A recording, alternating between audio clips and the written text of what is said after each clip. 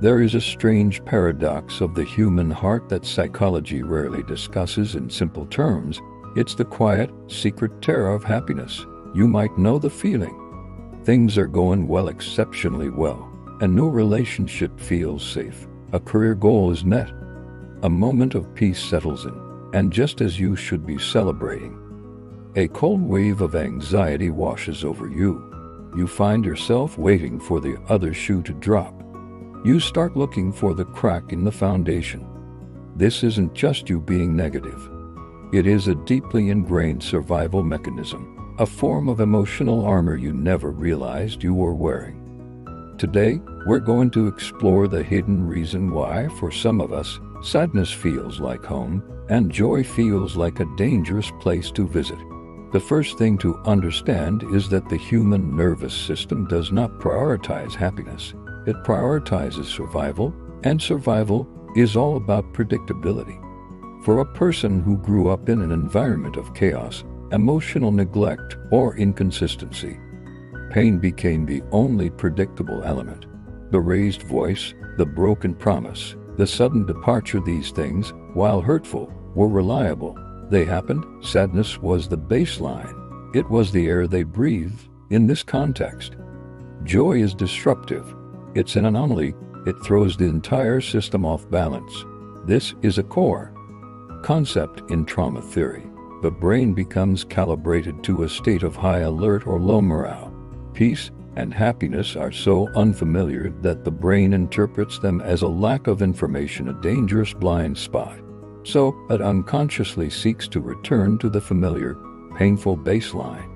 Because, at least there, it knows the rules. The second layer is the memory of hope's betrayal. For many who fear happiness, past moments of hope were directly followed by a devastating crash. Imagine a child who is promised a visit by a parent who never shows up. The hours of hopeful waiting are shattered by a disappointment that feels like a fundamental rejection. The brain forges a powerful connection. Hope leads to pain. Repeat this pattern enough times, and the mind learns a brutal lesson. Do not hope. Do not invest. Do not allow yourself to feel the peak of happiness, because the fall from that peak is unsurvivable.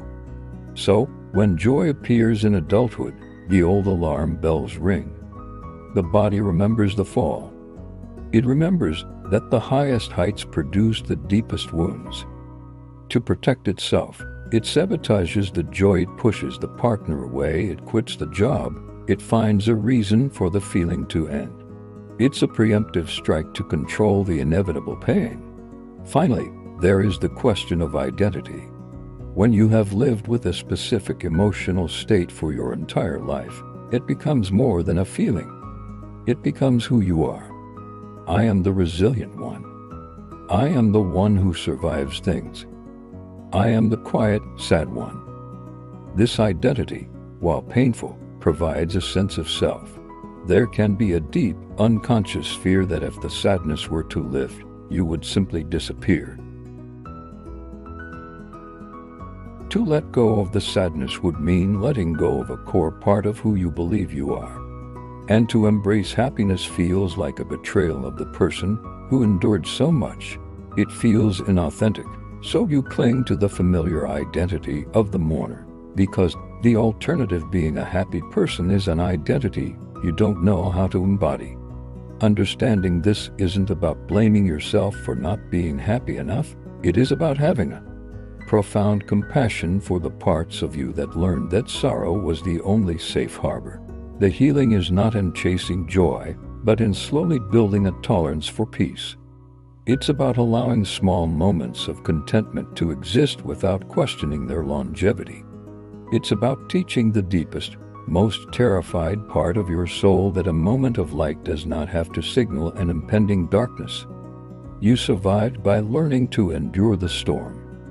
Now the work is learning to trust the calm.